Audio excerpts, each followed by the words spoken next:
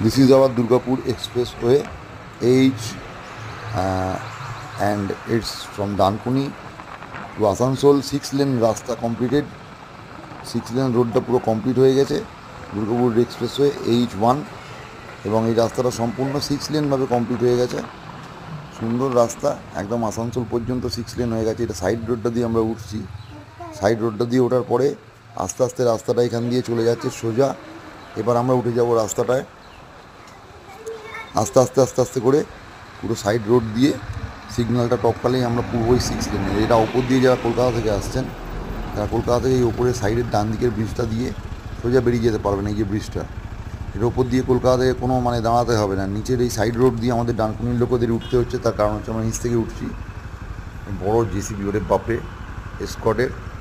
তারপরেতে এই ডান দিকের এই সাইড রোডটা থেকে এখানে সিগন্যালটা টপকে আমরা এই উঠে যাবো আস্তে আস্তে রোডের মধ্যে উঠে যাচ্ছি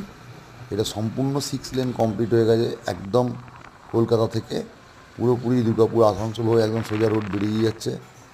তো এটা দুর্গাপুর এক্সপ্রেসওয়ে আগে প্রবলেমটা ছিল যে চারটা ছিল গাড়ি এটা নতুন টোল ট্যাক্স এটা নিউ টোল ট্যাক্স আগের টোল ট্যাক্সটা এটা শুধু হচ্ছে ওই দিকে যেটা দেখা যাচ্ছে আসার জন্যে যা রিটার্নিং তাদের টোল ট্যাক্স ওটা আর আমাদের লেনের টোল ট্যাক্স সামনেই পড়বে এই যে আমরা এন্ট্রি করছি আর 500 মিটার 500 মিটারের মধ্যে টোল ট্যাক্স রয়েছে খুব সুন্দর সাজানো গোছানো রোড একদম পরিষ্কার পরিচ্ছন্ন এতে কোনো প্রবলেম নেই দারুণ সুন্দর রাস্তা একদম দারুণ টোল ট্যাক্স এই টোল ট্যাক্স টপকাচ্ছি এটাই ডানকুনি টোল ট্যাক্স এখন